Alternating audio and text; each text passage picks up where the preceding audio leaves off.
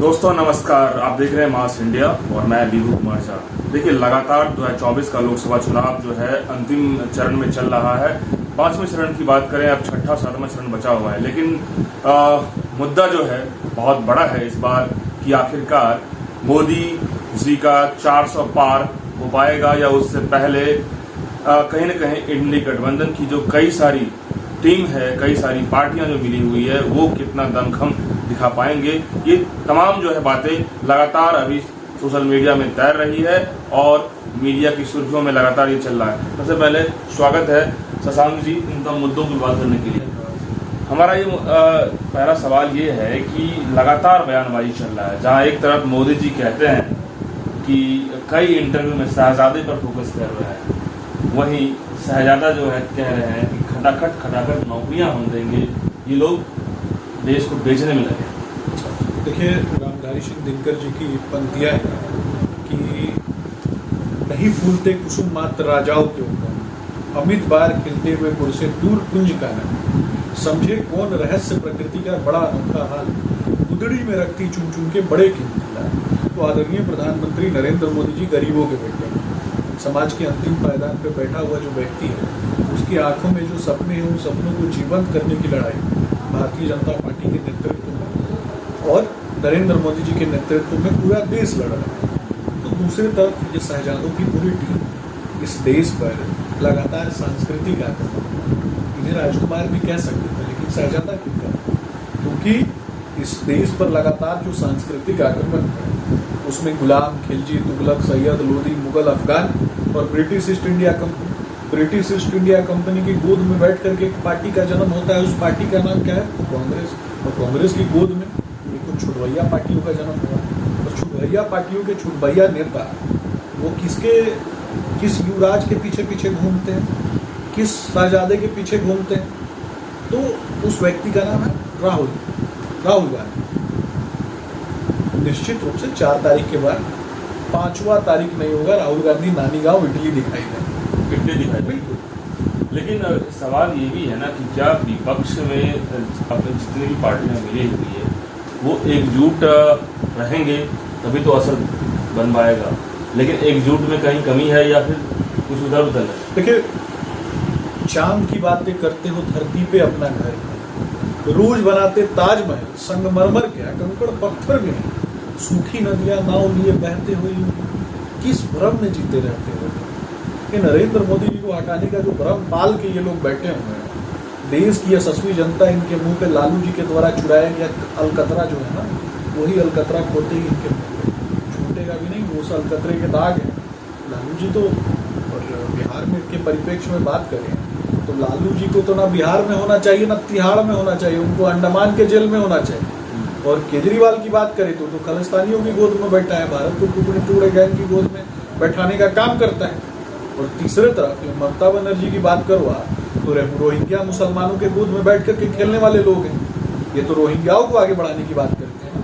हिंदू माताओं बहनों का जब बंगाल में बलात्कार हो रहा था और बंगाल में हिंदू माताओं बहनों के साथ जब अत्याचार हो रहा है, तो ममता बनर्जी घर से बाहर क्यों नहीं निकलती? क्यों नहीं उनको बचाने के लिए एक कार्यवाही करती है?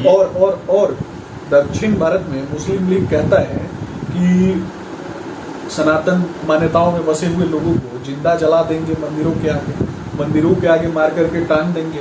तो इन विषयों पे राहुल गांधी जब दूसरे देशों में जाते हैं तो दूसरे देश में जाकर के क्या कहते हैं कि मुस्लिम लीग सेकुलर पार्टी है, यानी हिंदुओं को जिंदा जलाने की बात करने वाली पार्टी है। और उसके नेता राहुल गांधी जी के लिए सेकुलर है। राहुल गांधी वैसे लोगों को गले लगाते हैं, यानी 100 करोड़ से भी ज्यादा देश में हिंदू आबादी जो है, क्या राहुल गांधी को अगर कोई जूता नहीं मारता है तो इसमें बड़प्पन किसका है? इसमें बड़प्पन जो है वो देश की जनता का है ना। तो ऐसे लोग तो जूते खाने वाले ही काम करते हैं। लेकिन देश में मिडिल तबके के लोग जो हैं वो कह रहे हैं कि मोदी जी उन पर ध्यान दें, या तो जो जितने बिजनेस करने वाले बड़े तबके के लोग हैं वो बहुत ज़्यादा खुश हो गए, या फिर जो गरीब हैं जिनको राशन पानी मिला वो ठीक ठाक है, बट मिडिल तबके के लोगों को जो अपॉर्चुनिटी होनी चाहिए मोदी जी के सेशन में 10 साल में वो नहीं दिखा। देखिए, एक कहावत है कि हाथ कंगन को आरसी क्या, पढ़े लिखे को फारसी क्या, लेकिन इस कहावत के आगे ना क्वेश्चन मार्क है। पढ़े लिखे को नौवीं फेल जाहिल को नहीं, और नौवीं फेल जाहिल के पीछे घूमने वाली जाहिलियत की जो फौज है ना, बालू माफिया, भू माफिया, शराब माफिया, हत्या, अपहरण, लूट, बलात्कार की अनंत असंख्य कहानियों में लिप्त लोग, वैसे लोग तो दुष्प्रचार करेंगे ना। इकोनॉमिक टर्म्स में प्राथमिक, द्वितीयक, तृतीयक 3 सेक्टर्स में चीजों को बांटा जाता है।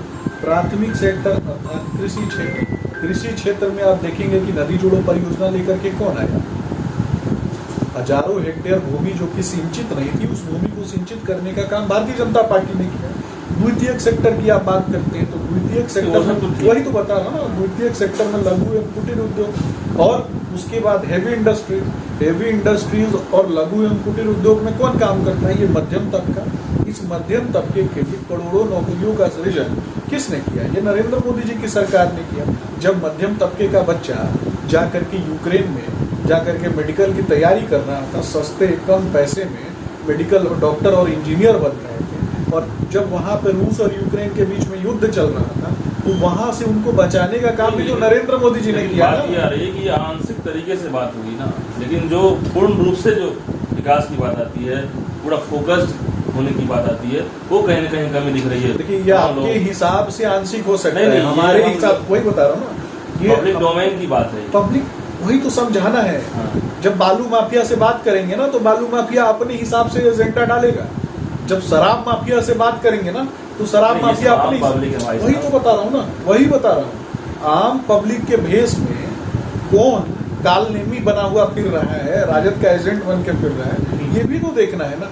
देश की जो आम जनता है ना, चाहे भील जाति हो, भिलाला जनजाति हो, ग्रामीण क्षेत्र से आने वाले जो लोग हो, मीना जनजाति हो, बैगा जनजाति हो, भूरिया जनजाति हो, SC ST OBC वर्ग है, उसका आरक्षण छीन के मुसलमानों को देने की बात हो रही थी। इस देश में सिर्फ मुसलमान ही रहते हैं क्या?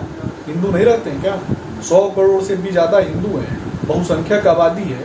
उनके पूजा पद्धति, धर्म, गोत्र और उनके मंदिरों की बात करना, उनकी धार्मिक आस्था की रक्षा की बात करना, ये गलत कहाँ है? इस बार कितना % मानते हैं कि मुसलमान वोटर्स जो है मोदी जी को वोट देंगे? देखिए, जिसको देना है, जिसको लगता है कि काम किया गया है, वो देंगे।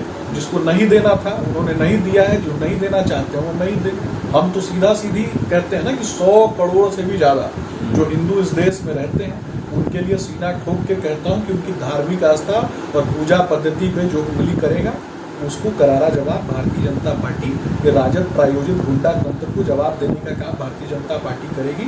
जब हम 34 करोड़ लोगों को आयुष्मान भारत योजना से लाभान्वित कर रहे थे, 34 करोड़ लोगों को DBT के माध्यम से उनके खाते में पैसा डाल रहे थे, 4 करोड़ लोगों के लिए पक्के मकान बना रहे थे, 25 करोड़ लोगों को गरीबी रेखा से बाहर निकाल रहे थे, तो इसमें मुसलमान नहीं थे क्या? एक मिनट, इसमें सभी मुसलमानों को भी हमने फायदा दिया, लेकिन धर्म के नाम पर OBC का आरक्षण छीन के और SC ST का आरक्षण छीन के अगर कोई मुसलमानों को देना चाहता है तो नहीं देने देंगे। इस बीच तेजस्वी यादव ने कहा कि जब तक मोदी जी बेड रेस्ट नहीं लेंगे, तब तक हम बेड रेस्ट नहीं आएंगे। देखिए, तेजस्वी यादव हारे, टूटे और थके हुए हैं, मतवाले हो चुके हैं, और उनके घर में तो खुद लड़ाई चल रहा है ना। कब उनका कुर्सी उनकी बहन हथिया लेगी, इस बात की लड़ाई चल रही है। अच्छा। और बहन को हराने के लिए किस प्रकार से एक यादव नेता को मंच से उठा करके उनका बड़ा भाई फेंक देता है, ये भी देखने की बात है ना। मुसलमानों को रुलाते हैं और यादवों को मंच से उठा करके फेंक देते हैं। बड़े भाई के सामने एक यादव कार्यकर्ता ने छोटे भाई के नाम का जयकार लगा दिया, उठा के फेंक दिया उसको। उनके तो परिवार में तो खुद ही लड़ाई चल रही है। पैर पे चढ़ गया, तो पैर पे चढ़ के नाम लिया ना, उठा के फेंक देंगे क्या? यादव था इसलिए फेंक दिया ना, क्योंकि ठेकेदारी ली है ना उन्होंने यादव। तो क्या दर्शा रहा है आपके साथ?